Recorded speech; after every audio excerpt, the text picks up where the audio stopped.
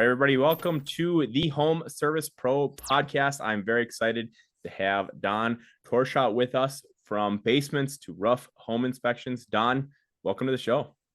Hi, good morning. Thank you for having me. I appreciate it very much. Yeah, of course. So Don, tell us a little bit about yourself. Where are you at? What do you do? Tell us all the good stuff.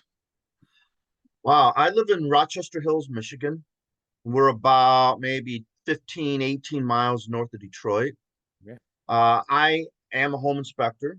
The name of my company is Basement to Roof Home Inspections. I've been doing this for 9 years. Previous to being a home inspector, I spent 20 years as a handyman. I'm also a licensed builder. So I have 29 years of either working on or inspecting houses. I have a partner. My partner is my son, Matt. And, sometimes it's good and sometimes it's bad to work with family.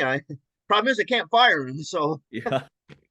but it's good. It's all good. We work well together. He doesn't mind hanging out with the old man. So it's all good. We're happy. We're blessed. We love to be alive today. Yeah. Awesome. So tell us what made the shift from handyman to home inspections? What were some of the decisions that went into that? Well, I'll be 58 here in a couple weeks, and I saw 50 coming on the horizon. So it kind of made me think, at some point in time, I'm not going to be able to climb and haul and hack and grind like I did. I mean, I was working 80 hours a week as a handyman. It was just and doing estimates at night. I was just going crazy. So I thought, what can I do that I can use my knowledge and experience, but not have to keep grinding when I get into, I plan to work maybe 65. If I can go to 70, I'm great. I'm still standing. I'm going on. So that's what did it. Mostly just predicting physical. And then before, way back, I was a chef for 5 years, then handyman, then home inspector. So I've been standing on my feet, working on my feet for 33, 34 years. And I realized it's going to catch up to me. So and also I fell off a ladder about on day one of being a handyman. Like my first day, independent as a handyman, I'm pressure washing a house and I fell off the ladder. And so I'm feeling that in my bones. So that's what made me get into this.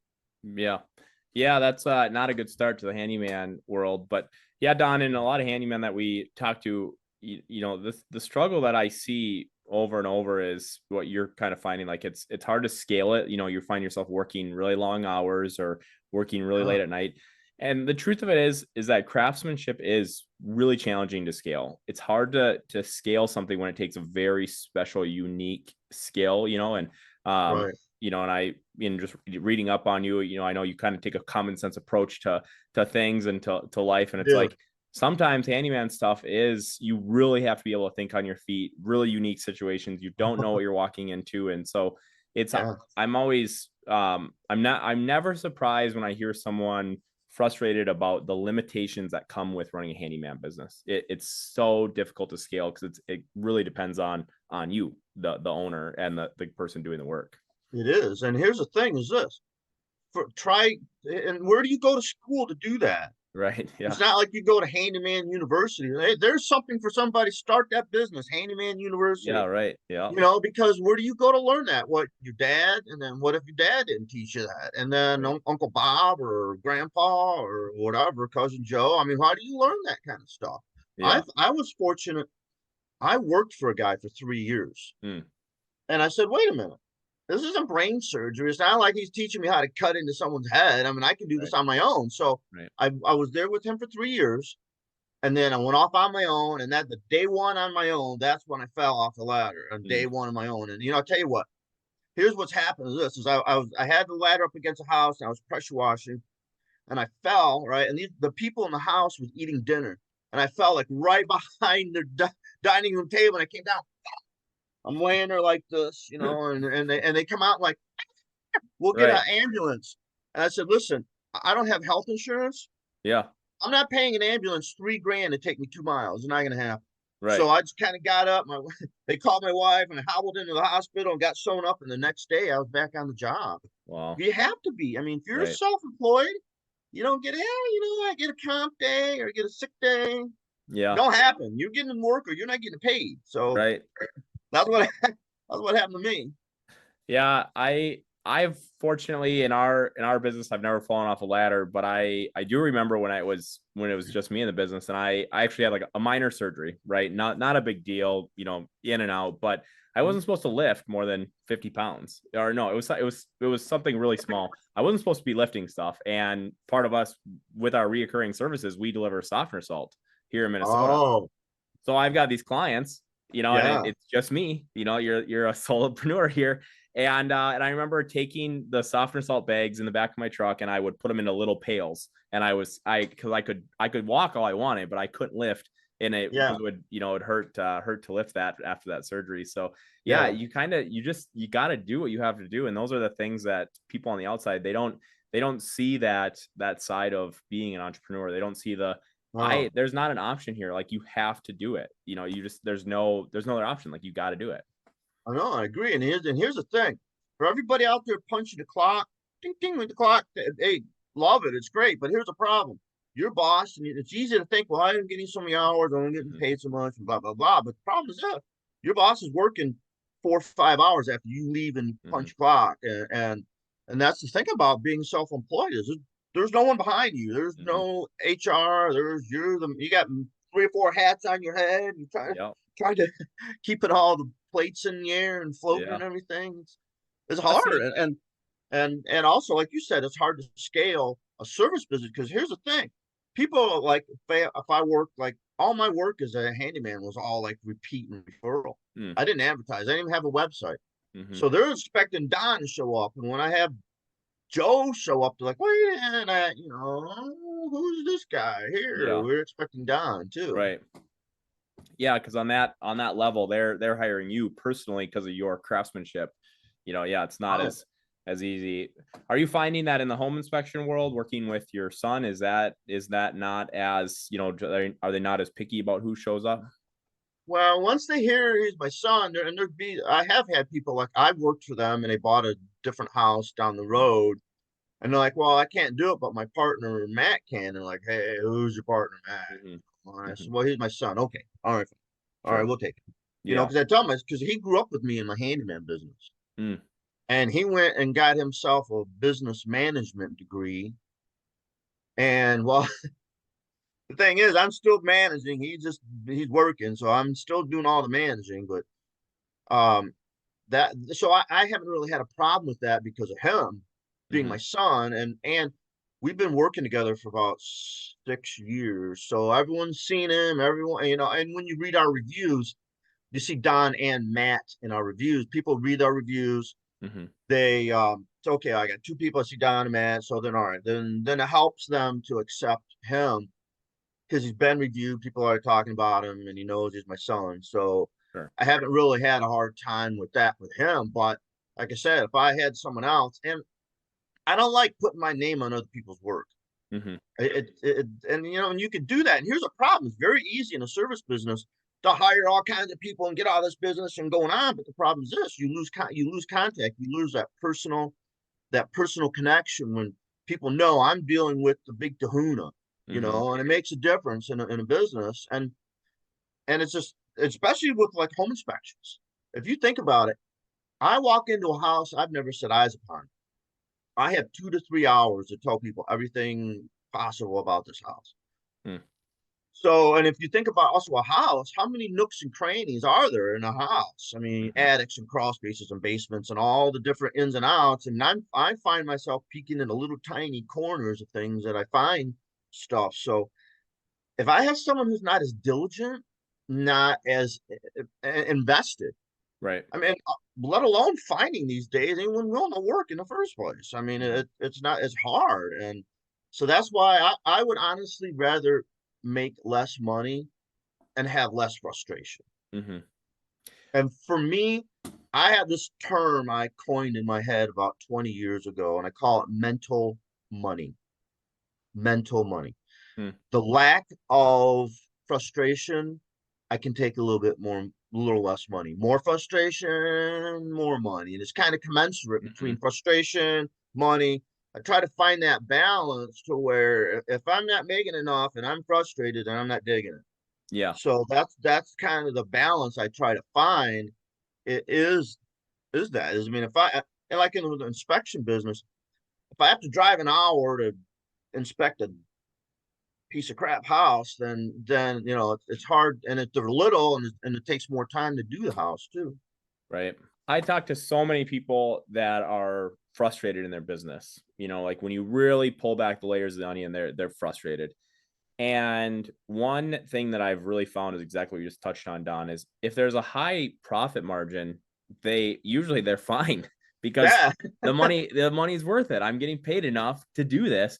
But if their Yes. profit margins are low and they're dealing with nightmare, stuff or whatever, and a lot of times, unfortunately, what it is, Don, is these people just say yes to too many things. You're just doing too many things, and then you're not excelling at one. It'd be like if you were doing like home inspections and you were still trying to do handyman and you were still trying to be a chef all at the same time, your mental money would be pretty low because Pretty low. yeah, you're just trying to do Yeah. too many things. And that's like, especially in the handyman business, if you don't say no to certain things, like if you don't specialize within that, like if you try to build a 4-season porch for one person and you try to hang a picture for another, you're going to be really frustrated at all the different things, because it's like, well, yeah, you can do it, but is it worth it? And that's unfortunate. So for a lot of people that I talk to, if you're frustrating your business, and a lot of times it's in that like 500,000 to $1 million mark, like right in there, maybe plus or minus a couple 100,000, but Mm-hmm. they're frustrated because they're trying to scale and the profit margins aren't high enough, and they're like, this isn't worth it. And you can't even hire someone, you can't even replace yourself because you're not paying yourself enough money. Like you're maybe I paying know. yourself 50, but no one else would do it for they wouldn't even touch it for less than 80, something Yeah. like that. And yeah, so it's really a frustrating thing. So I always encourage people, like, get rid of the stuff that's not bringing you joy or mental money in your Yeah. case, because it's just not worth it.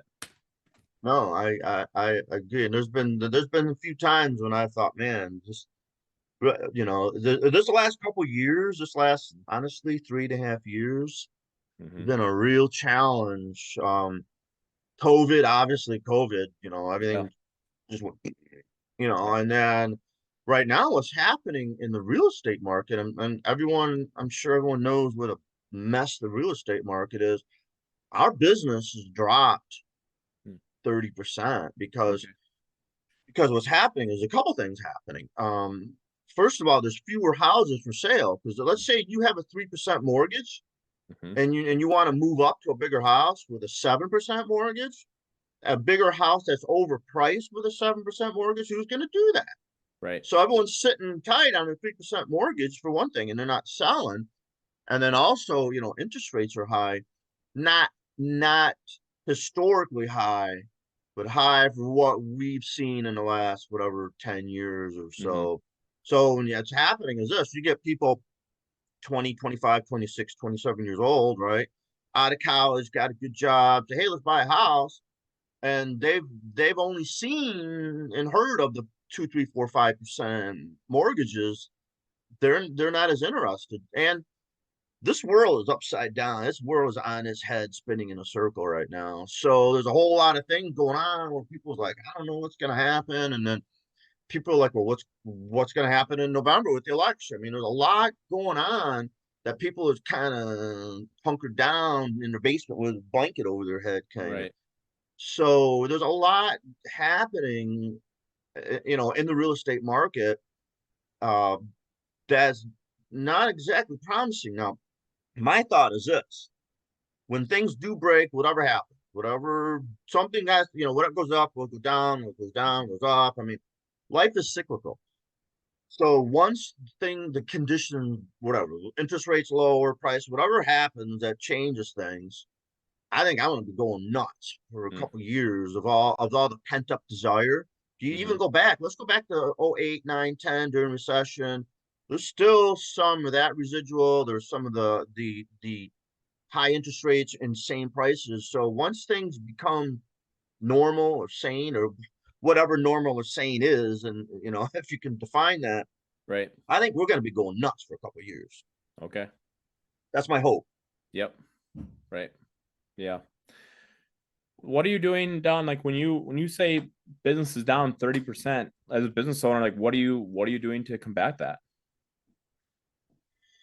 Um, honestly, I'm giving you my honest answer to that.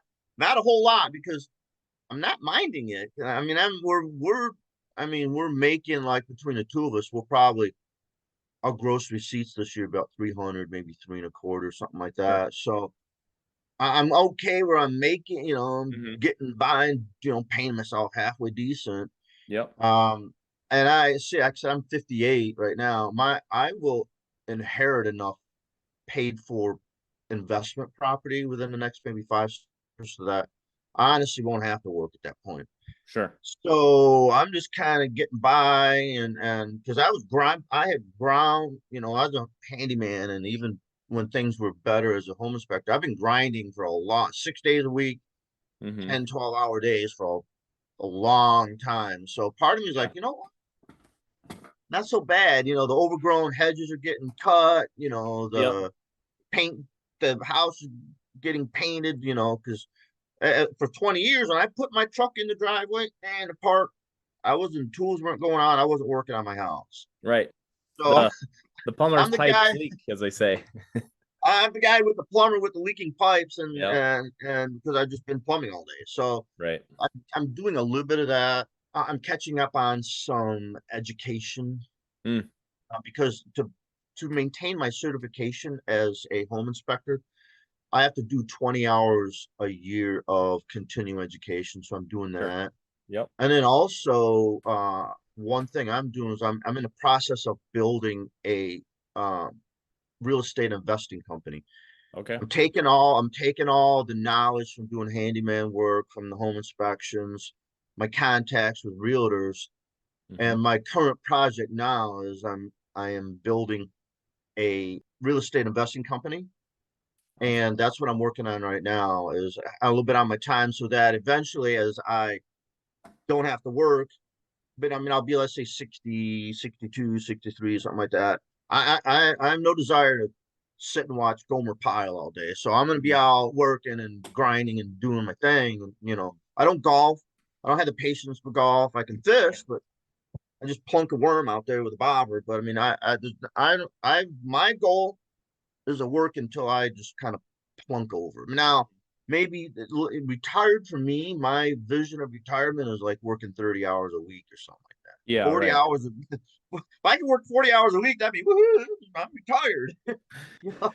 So that's Yeah, that's what's unique about entrepreneurs. They're gonna entrepreneur. I mean, they're gonna do their thing. And yeah, that's retirement doesn't really sound super attractive to a lot of entrepreneurs and a lot of, unfortunately, if you just stop, like if you go from working full time and you just stop, you've got to do something for your mental sanity. Because I think like if you don't have worth, like if you can stop working, but like you better start volunteering or like going yeah, to read to kids or do yeah, something. You got to do yeah. something to fill up your time. And like you said, 30 hours a week sounds pretty nice. That sounds pretty relaxing. So, Yeah, I'd be chilling, kicking back, doing that. yeah, Yeah, no yeah. problem.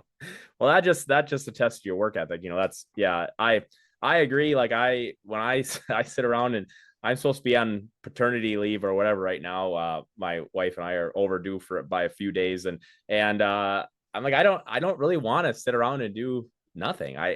It's not enjoyable for me. I can sit on the No, front porch and have coffee for a half hour, but then I that's see it.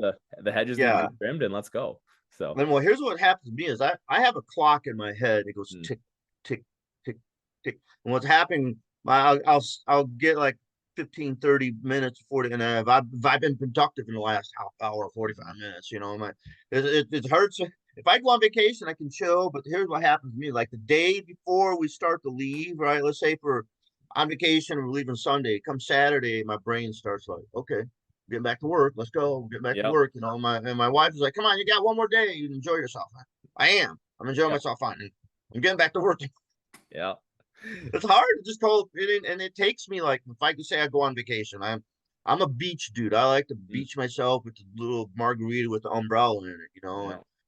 I day one, two, I'm still kind of like checking my schedule, and then 2, 3, 4 days I get to calm down, and then the last couple of days I'm like, "Oh, I'm getting Yeah, back to work soon, you for know. sure. So that's what I don't know. Maybe it's just me, but that's how my brain functions. Yeah, no, I think well, I do think you're in a unique silo of individuals. When you're that entrepreneur, you do have to be gone for a certain number of days. Everyone on my team, I require it, but I don't necessarily enforce it. But I want them to take at least 5 consecutive days off in a row, because you gotta leave, you gotta check out. Like, you gotta be able to unplug. And I know it takes a few days, like you just mentioned, to unwind, and then Yeah, things like that. The scary part for me when I'm on a trip is I'm like, then I start brainstorming like bigger, better ways that the company can do it. So while I'm laying, up on my feet up at the beach, I'm not reading a enjoyable novel. I'm sitting there brainstorming different, the next big business idea that I could do or implement. And yeah, but I mean, that's part of. And I, try to take a week off a quarter, try really hard to do that just for my own sanity, yeah, and maybe it's not necessarily going to Cabo, but maybe we go camping as I have a young anything. family, we're, Mm-hmm. I'm in my mid 30s, and, we're, Okay. so a camping trip is that it's not very expensive, and, it Yeah. gets the job done to just be gone and away. And I'm not, I don't know if I'm ever completely unplugged. But you could get a hold of me if it's an emergency, but I try to be gone for a little bit. So, That's my thing. This is my phone. See, so what happens? All this, every call and email and to the business goes through me. So the problem is my partner Matt, my son, he's not. He's I don't want to say he's antisocial, but he's not. I can get up there like I'm doing now. I can flap my jaws all day long, talk to people, be in a crowd of people, and hand out my cards, shake hands, and kiss babies and all that. I mean, I can do that all day long. But he's like, you know what? I'll be over here. I don't want to talk to anybody. I'm good. He's a little OCD. mm-hmm. So the problem is he's not the one to be answering the phone and doing all the stuff Right. that I do, because he doesn't have that. He's not wired that way. Mm-hmm. And the problem is, if I go anywhere, I honestly take my schedule on my phone and I'm still answering phone calls. So here I am on the beach with my, you have the cucumbers on your eyes, right? Yeah. Laying on the beach, and then my phone rings because I'm the only one in the company who can do that. Now we have tried answering services in the past. Mm-hmm. Not It's not that personal connection. Like when you call an answering service, they don't know all the ins and outs and all the different details of the Right. business. And I mean, and they did good. They were great. I mean, it's not that. It's just not the same. And then I have agents that I get probably 5, 6 people calling me a day. Mm-hmm. Like part of it is, hey Don, you did our inspection 3 years ago, and we had this weird thing. How do we fix it? And then I'll tell people, like when I do their inspection, I say, look, I am this close from you right here, any point in time. I'm Mm-hmm. this far away. So you call me if you get a weird thing with your house, or I Sure. have a leak, what do I do? That kind of stuff. And I get that. And it's back goes honestly, that goes back to service and being Mm-hmm. available when people need you. And also the inspection business, what's happening right now is everyone is just kind of, there's like, if you took like a pack of lions and threw one stake in the middle of them, there's like everyone's Mm-hmm. fighting for that one stake, and there's 20 lions fighting for that one stake because there are few houses, and people want 20 people for every house. Mm-hmm. So what happens is the agents are having to sweeten the pots, sweeten their offer. And what they'll say, what's happening now currently is, I want a 3-day inspection window. Typically in a sane market, they give you 7 days. Mm-hmm. When the buyer signs their agreement, like with all the agents, everyone's people signs the agreement, they usually give you 7 days. But now what's happening is this: they want 3 days. So the agents are trying to scramble, and then if I'm already busy, then I'm booked out for 4 or 5 days, and Yeah. I'm their dude, right? I don't want them going anywhere else. Right. So, and what's happened to me is I'm working like till 8, 9 o'clock at night, because one of my favorite agents. If I get an agent that's used me 50 times and we go back 7 years and we're Yeah. buddies and that kind of thing, I'm gonna do whatever it takes to get there and be there for them. So if I'm just tired, dog tired, and work, every day in a row, and they call, I'm like, yeah, I'll be there right there, no problem.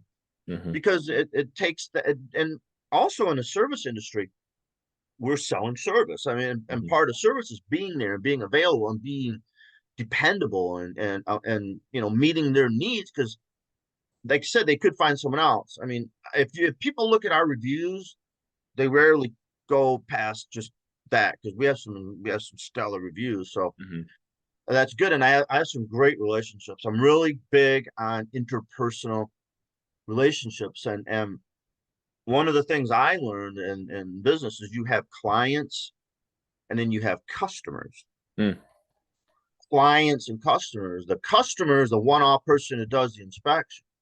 The client is actually the agent who's sending me 20, 30, 40 jobs a year. Right. That's the difference. So I have to be there for the client and the customer also. I mean, and the buyer, just the same. But the buyer's a one-off. I'm there for 3 or 4 hours and have a nice day. Thank you very much. But for the agent, we could have I have agents who send me work every week. So for them, let's say if I plan something on a Saturday afternoon, like we're going to go out and do whatever, right? My agent calls, and I call them super dupers, right? I have agents that have been with me for 7, 8 years. They become a super duper, right? And I tell my wife, she knows. She's like, "Is it another super duper?" Yeah. Yeah. It's a super duper.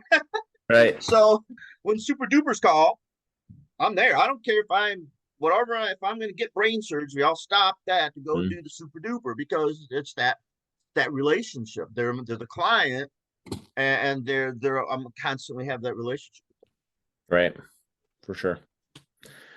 Yeah, that's awesome, Don. Yeah, I can tell that you've been in the industry and you understand the value of the customer service for sure. And I think that's one reason why you guys are probably staying busy through this unique time where a lot of people in the home service industry feel stale, like nothing exciting has happened. So kudos to you on that. But Don, as we wrap it up here, if people want to get a hold of you or get in touch with you, what's the best way to do that? I have a website. My website is basement-to-roof-home-inspections.com. I also have a YouTube channel. I have some videos. Like if I'm doing an inspection and I get a weird thing, I'll put a video on my YouTube channel. So if you look up my YouTube channel, Basement to Roof Home Inspections, it's there. You can email me at don@btrhi.com. And then obviously, you can get my cell number off of those things. So if you want to call me, you can. But here's the thing: is this, I'm really only interacting mostly with people right in my area. But if there's someone like, man, I'm looking to get into being a home inspector, or if anyone wants to chat or have their own web podcast, get a hold of me. I'm here. Let's do it. Yeah.